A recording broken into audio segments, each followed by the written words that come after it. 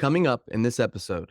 I showed the medical doctors, you can control F this document, and there's like over 20 vaccines that have formaldehyde in them. It's carcinogenic risk. So I said, how can you possibly inject that into anyone, let alone children? And these doctors were like, I was like, oh, you are tenured professor on my campus teaching me, and you can't answer this question. It's over. You are now listening to the Here for the Truth podcast, hosted by Joel Rafidi and Yerasimos.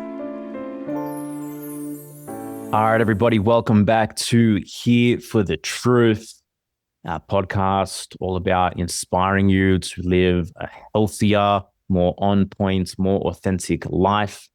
And we're so excited to have relaunched Rise Above the Herd, our signature program, which we've been running since 2022 and has changed the lives of so many individuals. And what I'm really excited about is the 6-month mentorship that is now available. This is for those really ready for structure, community, and personalized mentorship over 6 months. What you get is lifetime access to the signature program, the 9 core modules, all the teachings, all the actions. Also, lifetime access to the brand new 5-part nervous system integration series put together by Sophie Fletcher, which includes an incredible library of neurosensory exercises, which really can just support you for life. You get lifetime access to the resource vault, which includes 10 custom EFT integration journeys with myself, full human design support videos, all the bonus modules. We've really built this thing out to be so holistic and so supportive on so many levels. And alongside all of that, for the 6 months, you get 12 live and recorded 2-hour group momentum calls with myself and Yerasimos to really integrate the material and inspire you, as well as 6 live and recorded nervous system workshops with Sophie, again, just to bring the somatic and the intelligence of the body into the picture as well, because I don't believe, and I know that we don't believe, that any self-development process is really complete without an integration and an understanding of the body. And just to continue on top of all that, you get 24/7 access to us in Telegram as your coaches for your entire time with us during the mentorship. And you get a human design reading with Yerasimos and human design mentorship. We've really just put all the chips on the table with the Rise Above the Herd in this 6-month mentorship and bringing forward all the powerful pieces of knowledge and systems that have really supported us and guided us to be able to live more authentically and, I guess, create lives that genuinely feel like our own. So to learn more, you can head to hereforthetruth.com/rise above the herd. No, that's wrong. It's hereforthetruth.com/wrath. Or just head to hereforthetruth.com and click on the coaching and mentorship tab. Today, we have Dr. Stanton Hom joining us. Stanton has had quite an unlikely journey from his time in the military academy to then discovering chiropractic and holistic healing and health. And I'm really excited about this episode. We really haven't touched on the power of chiropractic and the origins of it. And I think there's a lot of value to be gleaned here, not to mention the incredible courage from Stanton and other chiropractors during the 2020 COVID period, where they were able to stand up, speak their truth, host events, and really just be a bulwark against the medical tyranny, which we all observed take place during that period. So all that being said, please welcome Stanton. Dr. Stanton Hom is the founder of Future Generations, a global movement normalizing vibrant health through freedom-focused care and education to unlock our innate genetic potential. He and his team have built one of the world's top clinics with an innovative, against-the-grain approach that catalyzes radical healing of chronic issues across all ages. A graduate of West Point with a BS in chemistry, life science, pre-medicine, Dr. Stanton was fortunate enough to be selected for an internship at Walter Reed Army Medical Center. After completing Los Angeles College of Chiropractic in 2010, he served San Diego with vitalistic chiropractic care, specializing in the whole family from preconception through birth, infants, childhood, and beyond. His own healing journey led to a chiropractic breakthrough in 2013, now known as Freedom Focused Care, which he teaches to an international community. He also hosts the Future Generations podcast and a prenatal pediatric specialist and informed dad. He leads a worldwide movement that stands for health and freedom for all generations. Stanton, welcome to Here for the Truth, man. Hey, what's up, guys? How are you guys? I'm honored to be here. Oh, Yeah, man, it's good to have you for sure. yeah, absolute pleasure, man. One way we always like to kick off these conversations is we want to get a little bit deeper into your personal story, your personal hero's journey, some of the major catalyzing, I guess, rites of passage that led you into doing what you do today and who you are today. Yeah, man, I mean, it's kind of crazy. I was texting back and forth with one of my buddies from West Point. I graduated West Point in 2000. It's freaking 25 years ago, man. Mm. Like it's hard to even like contemplate that I'm that old one too. Like it's weird, because he's asking me about our 25-year reunion. I have a whole host of new perspectives on what West Point was. Obviously, you guys are, you guys and I are friends with Alec. And so, we share a lot of different perspectives about indoctrination of public education, things like that. But the last reunion was during COVID. And he's like, dude, they took COVID from us. So there's a handful of guys that actually are awake to what's going on. Mm. But in 2020, I didn't know any of them, like none of them at all. And so because of Alec and because I've been so vocal, I think a lot of these West Point grads and academy grads have kind of woken up to what's been going on. So it makes me a little bit interested, because it's interesting to like watch the transformation. But man, rewind 25 years, that was the start of my Army career. I did 4 years of the academy, 5 years at, active duty. I did a year in Iraq. I did 3 years inactive after that. Definitely had, 4 diagnosable chronic conditions that the military medical complex was like, hey, you're super healthy. Go back into the world. No big deal. You're going to be just fine. Great job, and I was not great.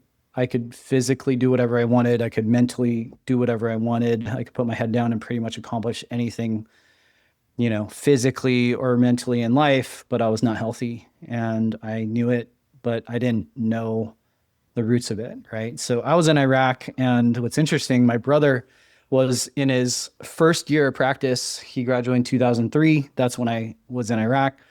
And he sent me 3 books while I was in Iraq. He sent me a book on acupuncture. It's a super good book. I think you guys would really dig it. It's called The Web That Has No Weaver. I have it. Super, super dope. And then he sent me a book on chiropractic, and he sent me Joe Mercola's book on nutrition. And so that started my journey. As I was in Iraq, I was like, shoot, I'm learning about the food industry. And in our dining facilities, I'm realizing it's all the food industry. You're just having these, existential crises moments in Iraq about the world. Meanwhile, you're getting shot at in sniper positions and all sorts of things like that. And so what I knew then was that I was definitely getting out. The second thing that I knew was, man, I think I knew where my path was going to go. I had a little bit of a beacon on what my life could be about because of how much information I was actually able to acquire through 3 books on how the body heals itself, on how there's one that's super energetic, super chi focused, like all the different aspects of energy. And the other was similar, but it was like, as I was learning as a layperson, like there are weather systems and atmospheric aspects of the way that a system works, an ecosystem works. And then there's also like the terrain, right? And that's how I kind of use the examples and analogies of why chiropractic and acupuncture and other forms of manual, mechanical, material-based care versus, some would call it somatic versus like this energy type perspective. And I was learning that when I was like I was like in my early 20s, I was in my early 20s, 23, 24. And I didn't know, besides being pre-med, besides knowing that I was going to go into healthcare to some degree. And, that time at Walter Reed was crazy because I was vying for 20 spots, like 20 spots for med school coming out of the academy out of 1,000 candidates. And I was one of the top candidates. And then I got to Walter Reed. Dude, I've seen some pretty cool stuff. In 2 weeks, you see like open heart surgery. It's freaking nuts, man. When you actually scrub in and you're watching them operate on a heart, like it's remarkable, and then brain surgery, like I thought it was weird that they had a whiteboard with a 2D image and then a 3D human being, conscious being, that they get done. They're like, hey, if he talks, we're good. We're like, okay. What?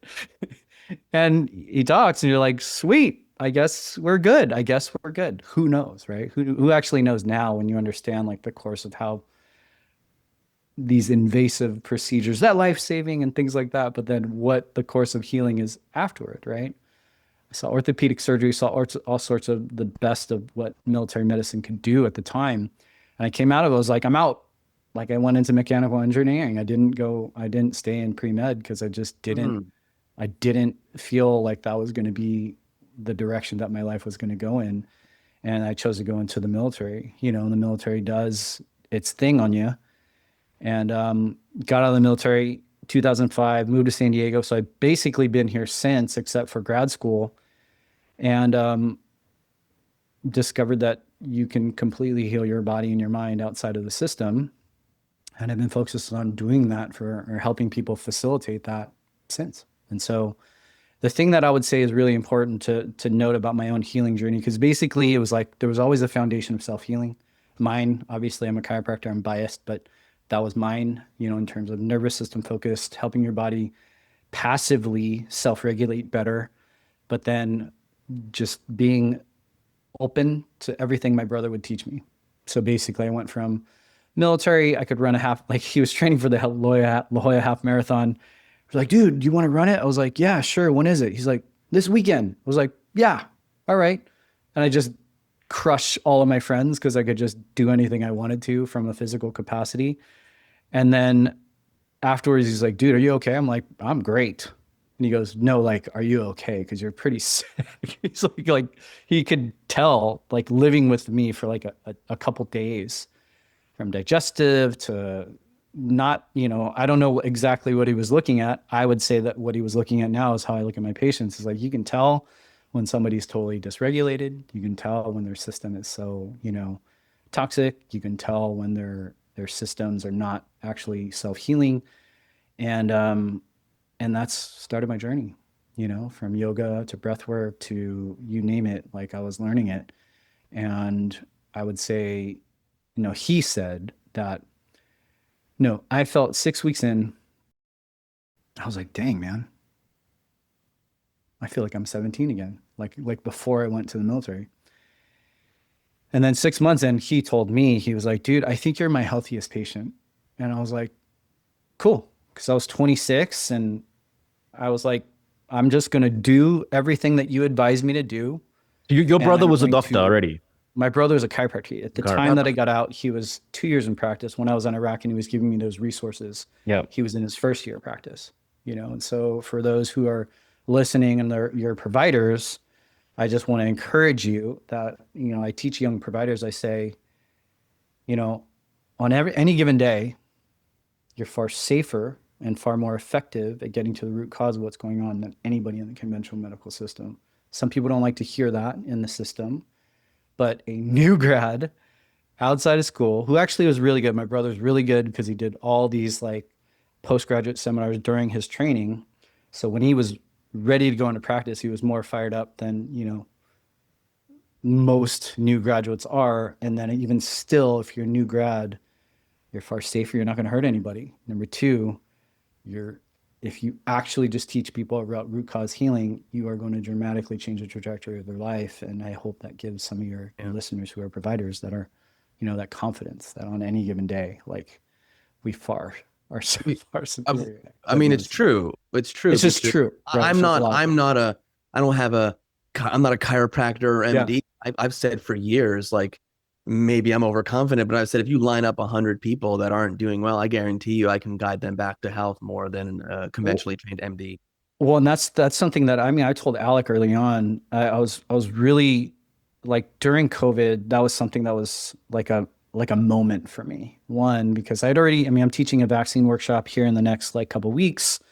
I've been teaching them for now 16 years of practice, like teaching parents, especially in California, about not only the gravity of the decision, but it's usually something that I've called the the most asked and not asked question that parents have in pediatric healthcare today. And I just have that conversation, right? But when COVID came around, I was like,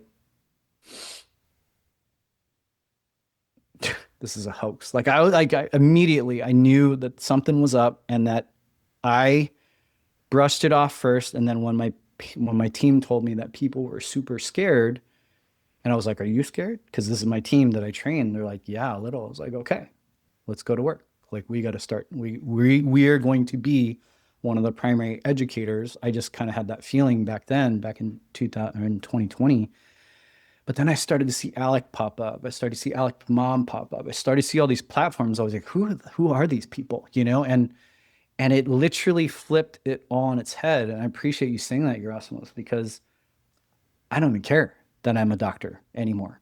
Like, my job really as a doctor is actually to, like I just did like 10 minutes ago, one of my patients, double hip replacement, like all sorts of like just stuff, right? He's grandpa of one of the family members that I actually get to take care of. We take care of multiple generations. And he goes to on vacation. He comes back. He's like, hey, I canceled my surgery. I was like, huh, why? Tell me about it. And like the conversation before he left, I was like, okay, like, let's just talk through this from an informed consent perspective. For those of your listeners who may or may not know what informed consent is, it's actually a thing. It's actually a calculable process to understand things. It's benefits and risks of the things that you're thinking about doing. It's the alternatives of the thing that you're thinking about doing. And then it's the benefits and the risks of if you do nothing. And if you can actually go through all of that, it's actually what our human mind wants to understand, and wants to understand all of the potential outcomes. And that's where you get peace of mind. Mm-hmm. That is not mine. And so I send this patient on vacation, and he goes, man, I'm wondering if I even need it. I was like, I want you to sit back and think about the fact that you asking that question at all is probably a sign that your intuition is probably telling you the answer.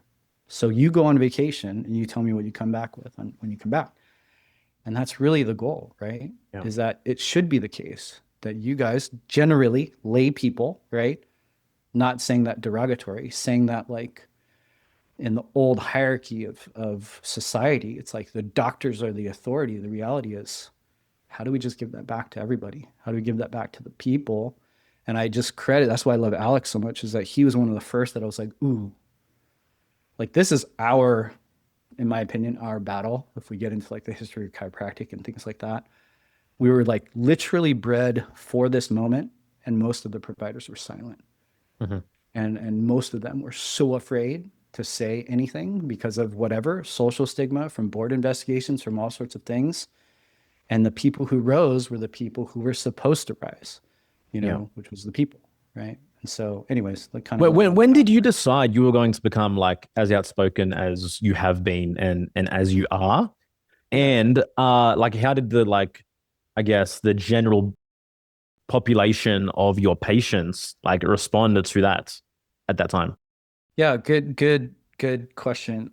In the beginning, it was, I knew what I knew about what was happening, and I knew it was going to point to a vaccine. I just knew it was. Yeah. I didn't know there was going to be passports. I didn't know there was going to be surveillance. I didn't know there was going to be AI, all the things that we're obviously, traversing now, which is obviously an extension of what happened in 2020, which is an extension off of, you go with Chris Crutchfield and MK Ultra, you go down the path, you're like, dude, this has been in play for a long time.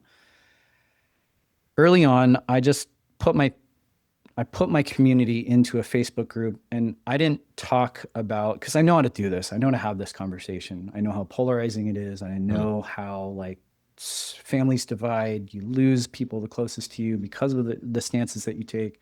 And so the initial message was like, guard your heart, guard your mind, guard your soul from the tsunami wave of fear and anxiety that's going to be coming. That's the only thing that I taught about in the beginning. And then I would just share information about the tsunami wave, not about one wave versus the other. And I let people kind of start to like ruminate on that. But it wasn't until I interviewed a couple. You may know Devin Rana, Dr. Devin Rana. Yeah. I've met Devin's her. Amazing. She hosted an event early 2020. and it was called the Freedom Revival. And it was just a freedom event with Dell and Bobby back then. And I think Andy Wakefield was there. And I was like, dude, Devin, because she's pretty like incredible in the world, but in chiropractic, she's one of the top influencers in chiropractic.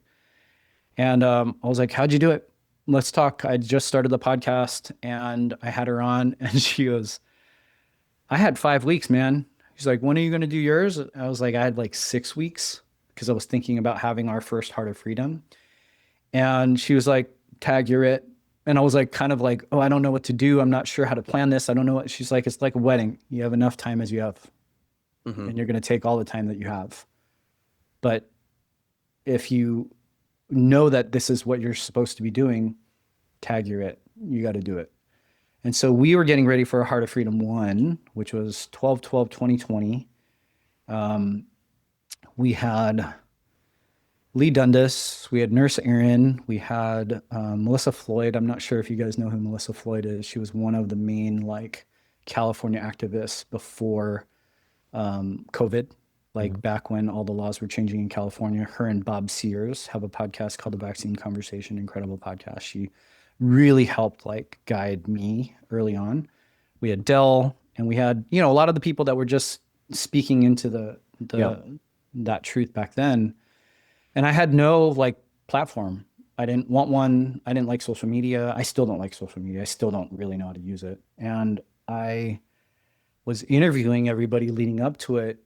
And like from Tommy to Alec to even Dell, they're just like, you're interviewing us, but we're learning more from you.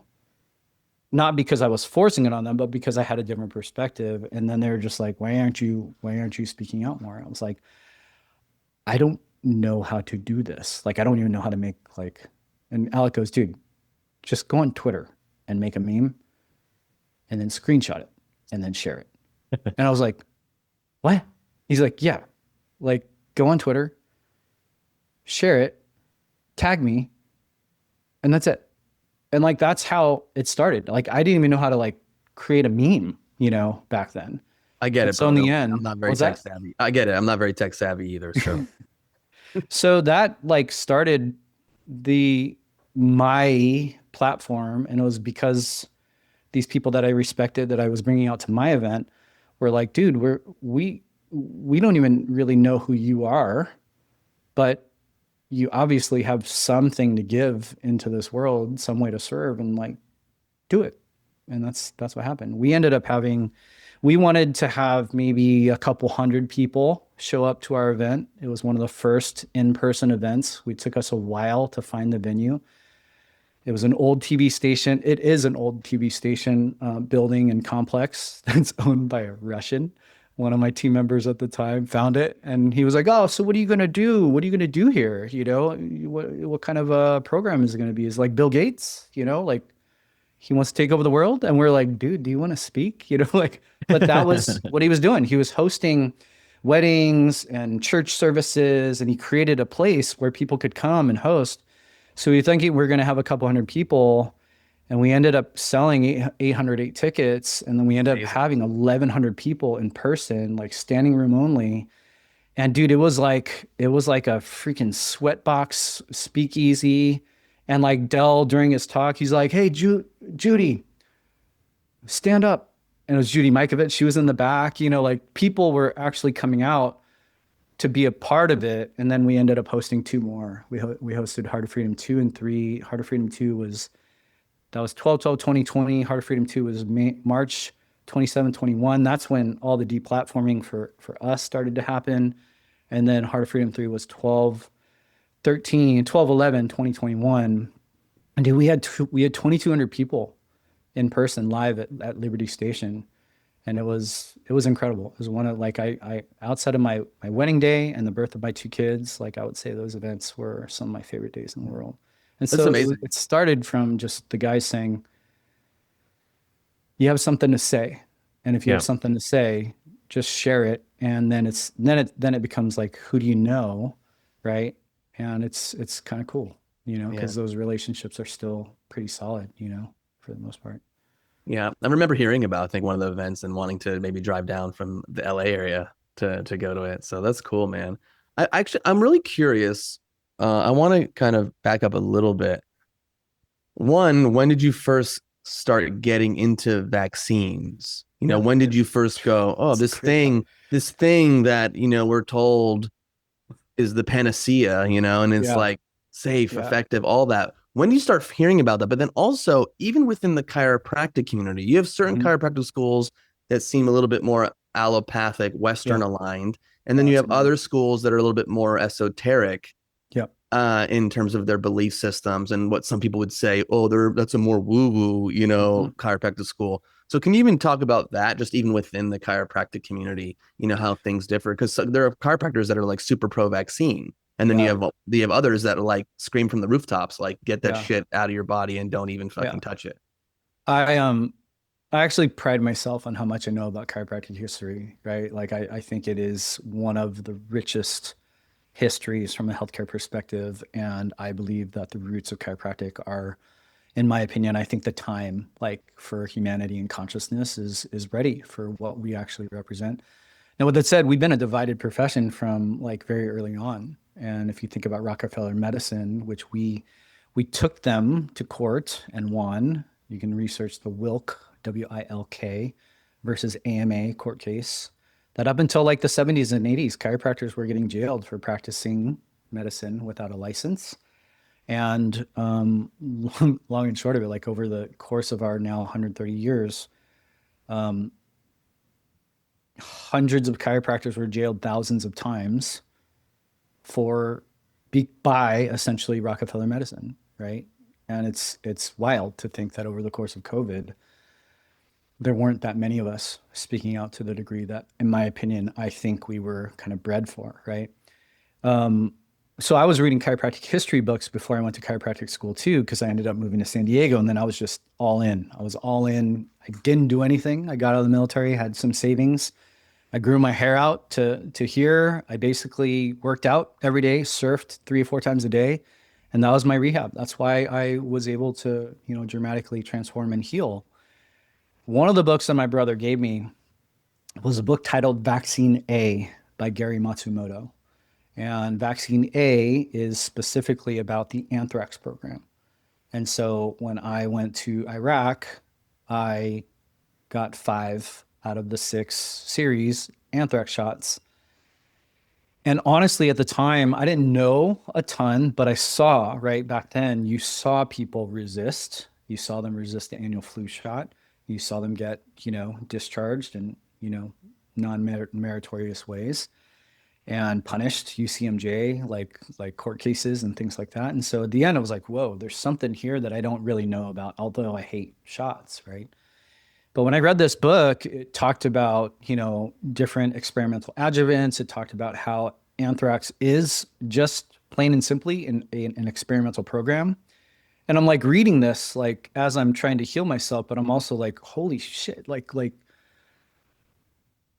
9/11 and pre 9/11, all the scares with people being sent anthrax in the mail, and all the things that people were afraid of. And then it just kind of gets your mind going about where it maybe started from, and then the onslaught on the military personnel going into deployment. And that's so when people get into debates with me now, like I don't typically debate because there's rarely a level playing field. There's rarely a definition of terms that people can agree on. And there's a complete paradigm like difference that makes debating stupid. It makes it unproductive, but it also makes it really, really like it's dumb, right? And but then I tell people, I'm like, dude, I've been studying this longer than I've been a chiropractor. I've been studying. So I got that book, and then immediately my brother gave me a ton of Sherry Tenpenny's DVDs, and I just started to watch those. Those were back in the day, like old PowerPoints with like blue screen, neon blue screen, yellow text. It changes frames. It's like it's like the graphics of animations between slides. Sherry's like, looks like from the 90s. You see her hair. It's like, you're like, dude, this is, but I watched all of them. I consumed all of them. And when I went to chiropractic school, I went to one of those schools, right? When I was during 2020, our school said and came out that they were pro like measles vaccines, and they were pro like they were actually there's a PA program on the campus now, so they actually deliver vaccines in the health clinic now in a chiropractic school that was founded in 1911, right? And back then it was chiropractic only. They started the acupuncture school later. It was too holistic, obviously, professions. And then you see the infiltration of conventional medicine, right? And now I think they have a PT program and they have all sorts of things, right? They call it integrative, but in reality, they're just, I don't know what the right word is, compromised, right? And diluted. But in my community health, public health class, which you only get one, I like open my syllabus. I go to the day, I'm like, poof, vaccines. Let's go, right? I'm looking for that date. And we get to the class first day of the two tenured medical doctors are like, okay, just so we want to review the syllabus, flip to week 7. I don't know if it's week 7. Like, flip to week 7. This conversation here, we're not going to have that conversation. I was like, that's the vaccine conversation. I was like, why aren't we going to have that conversation? We're not going to have that conversation because the science is settled and we don't need to have that conversation. It is. So You have to laugh, man. So it's like day 1 or like in the first few weeks, I didn't wait till week 7. I brought the conversation. And it's literally the roots of my vaccine workshop now. It's the things that I did in the moment on the fly that could put these tenured medical providers, like they had no concept of what I was going to bring into that conversation. I didn't really know what I was going to bring into that conversation. But in my mind, I was like, I already know how to do this stuff. So I just like, at the time, it's like it was 2007. So like technology is different back then, still Google things. And I just Google vaccine ingredients PDF. And back then it would bring up the CDC excipient list. Mm-hmm. And I have like a ton of students around me because everybody's like, curious. They don't really know. And within like 5 seconds, they were like, why is there formaldehyde in there? Right? Like it was the first time that the students or the MDs? The students first. Okay. And then afterwards, like, I made it really simple. I was like, hey, control F. And I showed the medical doctors. I was like, so we go to anatomy lab. You scrub in, right? You basically wear, gowns, gloves, goggles, some sort of cap, right? Why? Because when you're doing anatomy, you're cutting cadavers and they're preserved in formaldehyde. If you touch it, if you breathe it, if you get too much exposure, go to the eye wash, go clean yourself off because you might get cancer, right? And so I showed them like right away. I was like, you can control F this document. Don't type in formaldehyde, type in formal because there's multiple derivatives of formaldehyde. There's formaldehyde and there's formalin. And there's like over 20 vaccines that have formaldehyde in them. It's like, so what's the benefit of injecting that? And they're just like, and I'm like, okay, now I'm going to go to the EPA website, right? I'm going to show you what the government says about this toxin because back then, what was that company? Like Lumber Liquidators or something. They got sued for formaldehyde, like toxicity and not reporting something. And so if you go to the EPA website, if you breathe it, if you touch it, if you eat it, it's carcinogenic risk. So I said, how can you possibly inject that into anyone, let alone children? And these doctors were like, I was like, oh, you don't have an answer. It's over. Like you are a tenured professor on my campus teaching me, and you can't answer this question. I think I win. And I'm a student at the time, but I was already 2 years into the research of how to heal myself and realizing that when I did one detox, I was like, do I feel lighter? I feel leaner. I feel clearer. I feel weird. Back then I was like, I didn't know that you could do something like that and experience that much health transformation. But for me, it started with that book and then following up education to heal myself. And then when it came time to like learn about chiropractic, just so you have an idea, one of the main strategies of the AMA back then was they called it the mission of their commission, they called it a commission on chiropractic, but they thought it was too noble. If your listeners want a resource, the documentary is called Doctored. It was produced by a man named Jeff Hayes, who I think just put one out about Bobby. Anyways, they go through this entire court case in the background of it, right? And they created this commission on chiropractic that they renamed to a commission on quackery because chiropractic was too noble. But one of their primary strategies was to, their mission was to contain and eliminate chiropractic, but their primary strategy was to incite division, that they would infiltrate into our profession and create a chasm between the two. And what they did was they did what conventional medicine does, is they basically create one that's in alignment with medicine that has all the cultural authority that we now in the profession call, because they still have the foothold mostly in academia and science, meaning the main PubMed index journals in chiropractic are owned by very specific camps that we call the cartel. We call them the cartel because they are bought and sold. There are still states in the United States that chiropractors are aiming to do prescriptive rights. They want to do some minor surgeries. They're trying to change the scope of chiropractic. But the rest of us, I would say, are mostly confused. Like, we don't really know what our identity is. But when you move down that kind of esoteric route, I think COVID allowed, and I don't think we all took advantage of it, but when I went to Devin's event, I got to meet Ben Tapper. I got to meet Brad Campbell. And I got, obviously, Devin, I knew already, and then a couple other chiropractors. And in chiropractic, even on the side that cares about self-healing, there's division, right? And there's camps that we shouldn't like each other. But I was just texting Brad this morning about his kid, and I love Brad, and there's different camps that the ability to incite division in a profession or in a society is so powerful that was their primary strategy. And they were found guilty, man. We won. And that essentially ended in us having licensure in all 50 states. But honestly, the damage was done, and it's still pretty pervasive today, And so the people that are all in on medicine, they're never going to speak out about medicine.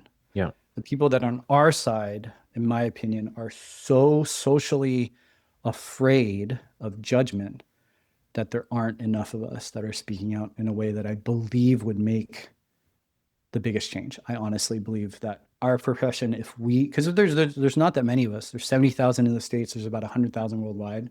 Not a lot of chiropractors. There actually needs to be more of us, in my opinion. But if this side actually spoke up, I think we would be able to bring maybe a little bit more elegance, not more authority, not more academia, not more science to the conversation, but maybe a little deeper. But we don't, So thank you so much for sharing, man. That's incredible to hear, for sure. You mentioned you pride yourself on, knowing the history of chiropractic, and I feel like that's something we haven't really touched on. What is the origins of chiropractic? Depends who you read, right? Depends what source you read. Because even back then, like understanding like how things were documented back then, chiropractic was essentially, I would say, the more well-known perspectives. September 18th, 1895, Daniel David Palmer, D.D. Palmer, the founder, he's called the founder of chiropractic, had a janitor in his office who felt something click in his back the day before and was deaf. And Didi at the time was like an energy healer. He's a magnetic healer. He was also he's kind of like a Renaissance man. He's an incredible genius. Like, if you actually read about his library that he actually mastered, like he had this collection of books called his traveling library. The primary source on this is a man named Simon Senzon in chiropractic. He's arguably, in my opinion, one of the most important people alive that understands not just the whole body of history of chiropractic, but understands like the maybe esoteric and the kind of vitalistic roots of chiropractic that are, in my opinion, being completely whitewashed out of conventional academia, right?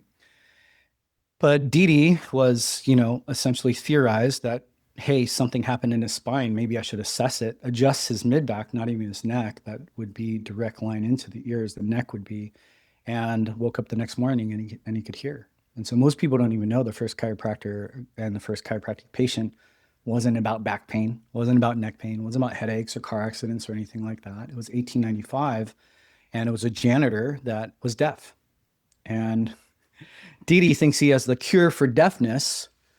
So he creates an ad in the paper and he says, I'm going to cure people of their deafness. And he doesn't, because that's not the theory of chiropractic, but it was one of his first iterations where he adjusted the rest of the people and no one got better, right? But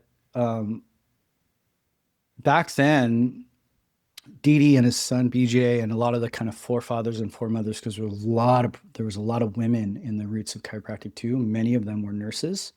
A lot of these, early providers were part medicine, part medical doctor, part DO, part chiropractic. This is 20 years after A.T. Still founded osteopathy, which was also in the Midwest. I think they're both actually Canadians, which is interesting. And chiropractic was largely purely focused on the neurospinal system, right? It's all about the nervous system. And so Didi basically had all of these theories at first. Some of them didn't work linearly, but over time they basically have, in my opinion, stood the test of time because we actually do get results for people. BJ was his son, Bartlett Joshua Palmer. He's called the developer of chiropractic. It was basically, he made it a worldwide movement. He was a master communicator. He was empirical about what he was measuring. Like, I have this infrared thermometer in my hand right now, because even to this day, things that he was theorizing back then, you can get an Atlas faucet temperature, just 95 on one side. I'm a little warm in this room. And 95.1. And your nervous system is so much the kind of harbinger of self-regulation in your body that he was always theorizing how he can measure how well the nervous system was functioning. So this, little tool, back then they called it a neurokilometer, has evolved into this infrared thermography kind of assessment that we actually use in our office every single day. Especially with young babies, you can actually measure where their nervous system is thermoregulated and where their nervous system may not be. And then based upon regions of the spine, the regions of the spine have different responsibilities of different organ systems, of different ways that the nervous system is supposed to be self-regulating, self-healing. And so back then, he was super empirical, and he was so, in my opinion, such a great marketer and communicator that chiropractic went global.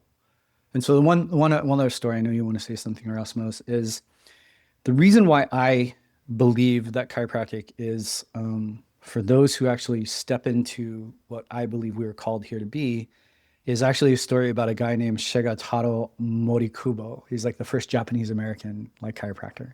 He was super young. He was a primary mentee of Didi Palmer, but really, really close with BJ Palmer. And Didi and BJ, if you get into the history, there was a lot of they were pretty at odds with each other until even after Didi passed away. But this young chiropractor graduated, I think, Palmer College in 1906, Japanese guy, right? And BJ tells him, you're going to go to Madison, Wisconsin. No, La Crosse, Wisconsin. You're going to open a practice there. You're going to get arrested. And because of who you are and because of how prepared we are then going to build the legal fight for chiropractic. And so back then, chiropractors knew that when they opened their shingle, when they opened their doors, that they were probably going to be, at minimum, discriminated against. At worst, what happened to Ben Tapper, during COVID, right? Ben was part of the disinformation dozen. When I met him in 2021, he goes, have you guys met Ben? I haven't met him in person, no. Dude, Ben's a piercing communicator. He's so like, if you saw his original Facebook video that went viral that made him like, you know, a global phenom. Nobody knows the story about Ben, but Ben is like this big. He's not a big dude. He meets Alec and he goes, holy cow, you're huge. Like he's, you know, it's like this, but the way he communicates is so like dagger, like accurate on getting to the core of what's going on. But Ben was just getting ready to speak and he's flipping through his phone, right? He's looking at his phone. And I just went up to him. First time I ever had a conversation was like, Ben, I just wanted to tell you that I appreciate you. Like, I just appreciate your boldness. I appreciate what you're doing for our profession. I appreciate what you're doing for humanity and my kids.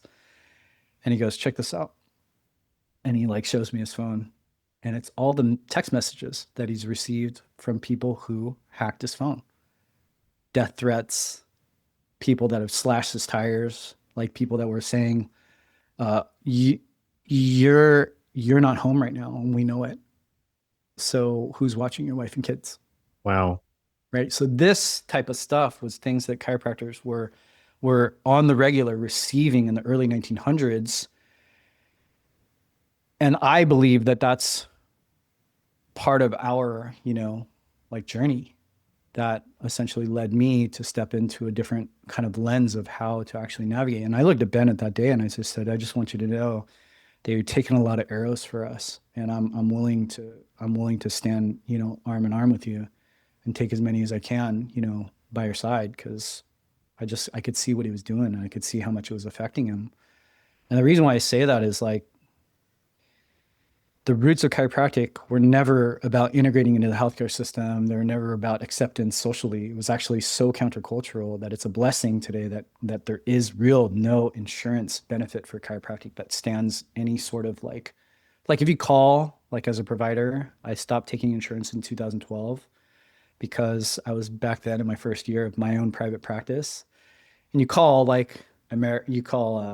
Blue Cross, right? You're like, hey, just checking benefits for this patient, blah, blah, blah. And they're like, oh yeah, that patient has 24 chiropractic visits if it's done by a medical doctor. And you're like, What? Wait, what? Like, wait, medical doctors do chiropractic? So you start to see the back end of how everything kind of works together, right? Where the insurance company will say, hey, we have chiropractic benefits, but they're actually not benefits that are actually chiropractic. They're, you know, kind of a bastardized version of what medical doctors would do. And then you like learn about how medical doctors learn how to adjust. Do you know how they learn how to adjust? Mm-mm. Do you know how PTs learn how to adjust? It might be a little bit more infrastructural in their education now for PTs. It's a weekend seminar to adjust somebody's cervical spine. You go to spinalmanipulation.com. This is what it was back then. I don't know if it is still today. It's a weekend seminar that these providers learn how to adjust the spine. If you read about adverse reactions in chiropractic, have you ever heard about them? People hear about stroke and things like that. If you read some of the peer-reviewed index journals on chiropractic and adverse reactions, you read them, right? Like Alex sent that one about vaccines today, and like nobody reads beyond the abstract. So it's saying chiropractic is dangerous, chiropractic causes this injury, multiple countries that have chiropractic injuries. And then you read it. It's like a soccer coach that gave the adjustment, or it's a kung fu teacher in Taiwan, or a barber. Like you read the actual primary source and you're like, oh, it's not even chiropractic at all, right? One last little story. What determines risk in healthcare?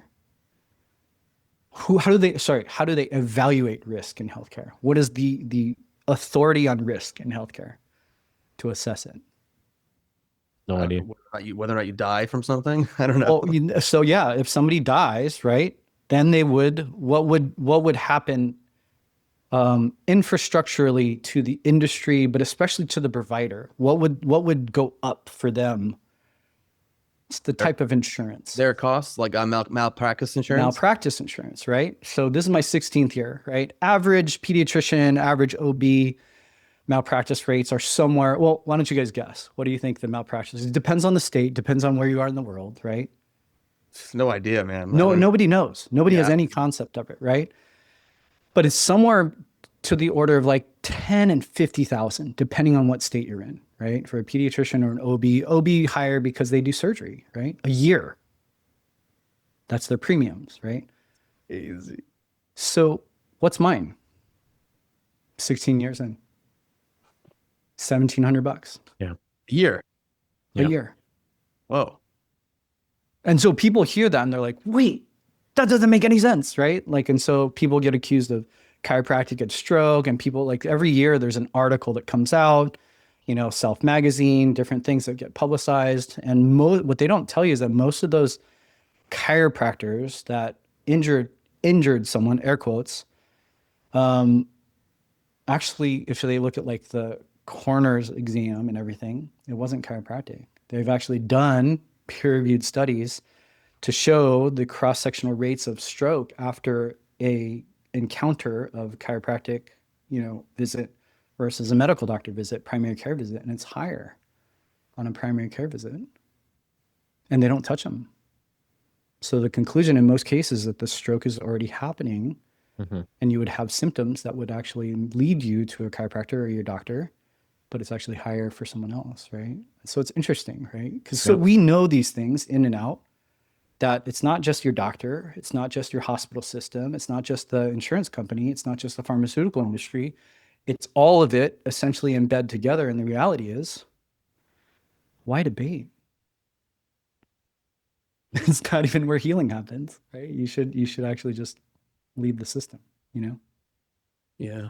Sorry, that was a lot of information. No, No, I great. love your stories, and I love, especially since we have a little limited time, I love you kind of diving into all this and the history, and yeah, it's really cool. I mean, the question I had before is not relevant now. I just saw you pull up that heater or the infrared thermometer. I was like, I think I have one. I measure the temperature of my pool. So you could just that's you put it up against your body. And now, what's normal? Like what? Like it was 95. You said so. Like what's healthy? What's not healthy? Which is interesting. So it's not a matter of like, I mean, that's the thing, right? Everybody's temperature should actually be different, right? Although we've been programmed to say that it's 98.6. I don't know what Celsius is, Joel. Sorry, bud. You're good, man. Everywhere else in the world. 37, I think, is the normal thing. What 36. Like our system will measure is how different it is from side to side, how different it is from segment to segment. And based upon that, it's not about the core temperature that matters. It's about the asymmetries and the inconsistencies from one level to the other, right? And so for us, should it be homogeneous and perfect every single time? No, it's just like everybody. No two people are perfectly symmetrical structurally, but it should be in some respects within a specific range. And for us, when we then kind of correlate that to the responsibilities of each area of the spine and each area of the nervous system with the self-regulation neurophysiologically with the body, honestly, man, I don't think we need a 100% solution, but generally we have an 80-85. In my opinion, I go into a results conversation with my patients and I'll say, yeah, your kiddo has recurrent ear infections for the last like 2 years and you've done 10 rounds of antibiotics. Let's see, what's happening there, and let's see what, is actually measurable, because you want to have a little bit of context. And because that kid without any exam could get adjusted and never have an ear infection again. But we would want to know to some degree a basis for what we can actually measure, because this is not mine, right? This is $20 on Amazon. But a parent could do it, right? Instead of saying, hey, do you have a temperature today? Like, oh gosh, it's 100 degrees, it's 101, you're going to die, right? Because there's nothing that's self-regulating your body. It gives you a little bit more context to what's actually self-regulating and what's not. Hey, bro, can you give us the elevator pitch for the power of chiropractic, and also some of the most incredible stories that you've personally witnessed and experienced through your practice? Chiropractic is based upon, in my opinion, what we call neurospinal hygiene, right? Most people brush their teeth. Most people go to the dentist to some degree. Many of your listeners probably go to a biological dentist. But when you ask people, and I would say it's changing today with fascial maneuvers and somatic work and yoga and things like that. If you ask people, hey, did you do your neurospinal hygiene exercises this morning? Like everyone's like, what are you talking about? Right. Mm.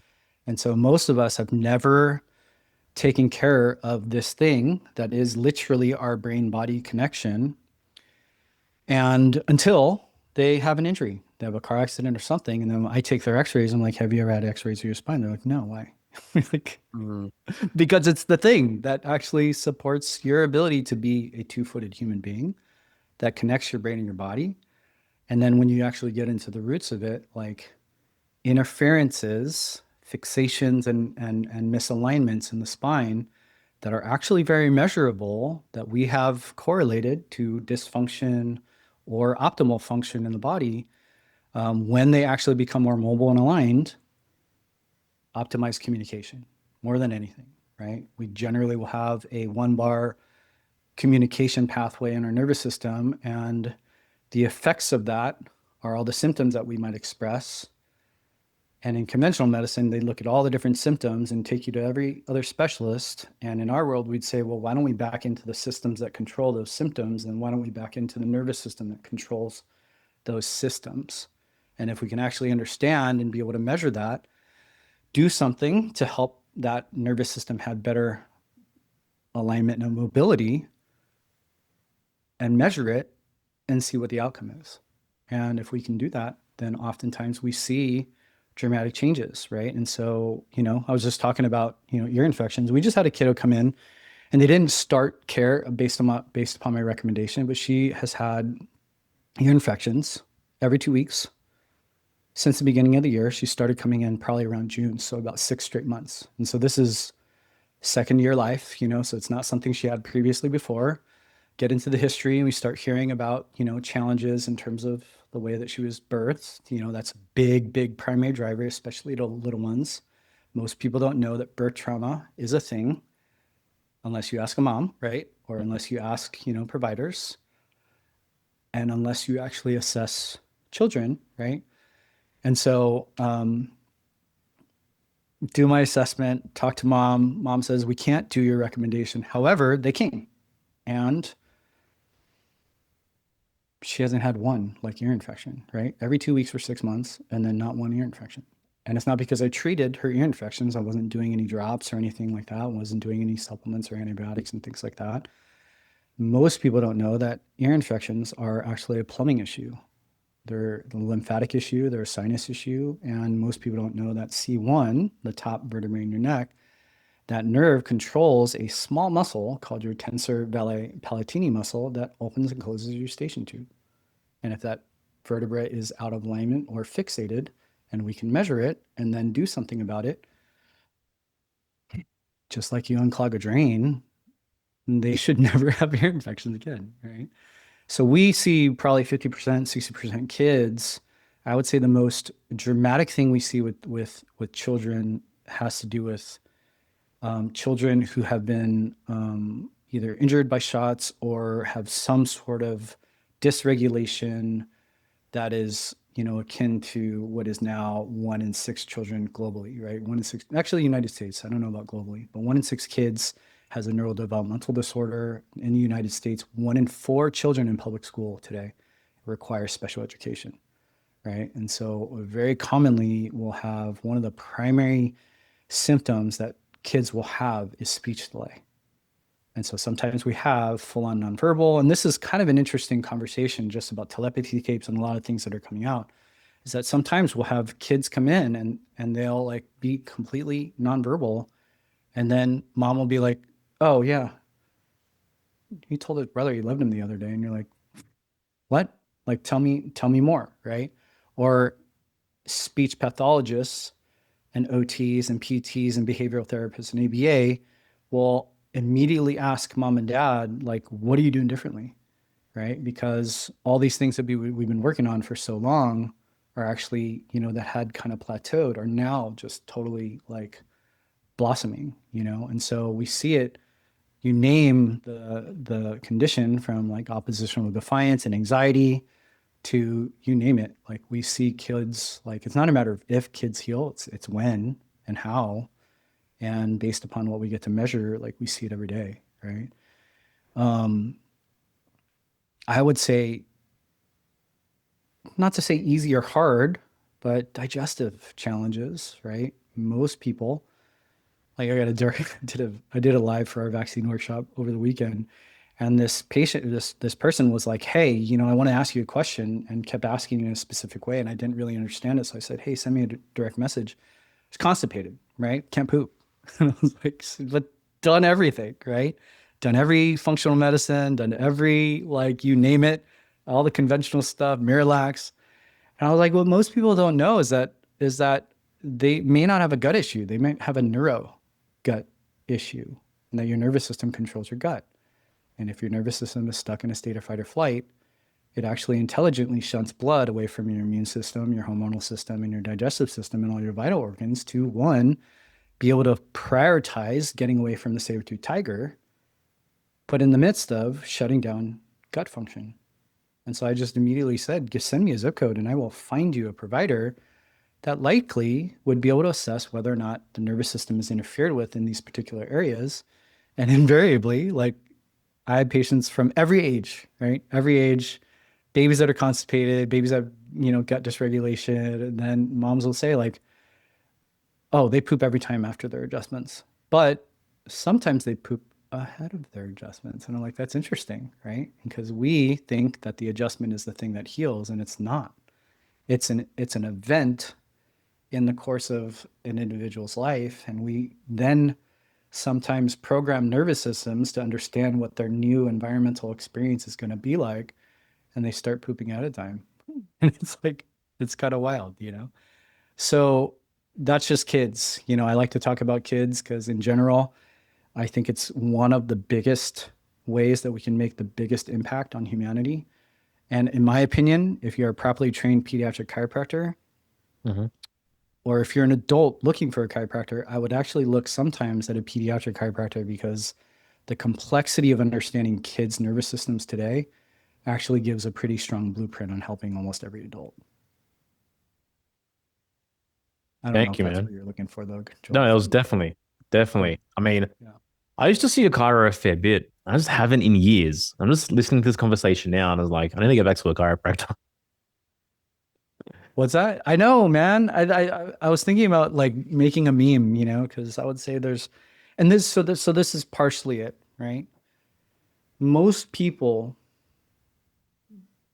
if you go into the back end, I was telling my patient today, I was like, he told a surgeon that he's canceling his surgery, and I was like, don't tell him you're coming here. And I was kind of saying it as a joke, but it's interesting because once people know that chiropractic is somehow in the picture, it's it changes the perception, right? But most people don't know that we have a built-in perception socially on what chiropractic is, not because they have a personal experience, but because that was actually part of the AMA's job. Their job was to create a psychological operation around all holistic care, but we were public enemy number one, right? And so a lot of people have hesitations, mostly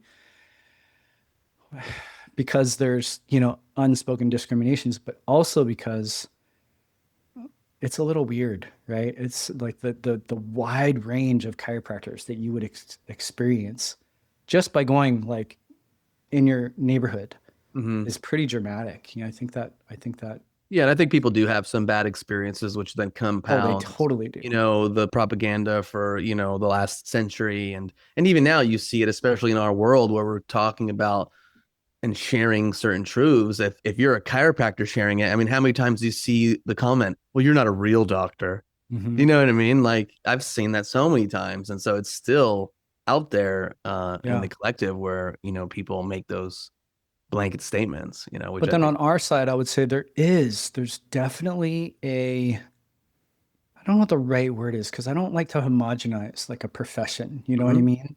I think everybody's got their own individual journey, but at the same time, there are standards of excellence that we should be literally trying to live through every single day, and it should come out in your work, especially if you're a provider, right? No one wants to go to a provider that is late to all their interviews. No, I'm just kidding. I'm just joking. But it's one of those things. But the quality, when it comes down to your quality of care, if people know innately that you're not putting forward your best, When you're a medical doctor, infrastructurally, they might still come anyways. They might still listen to you because of authority. Yeah. But if you're like a chiropractor or any other, or homeopath, like they give you one shot, and chiropractors should recognize that.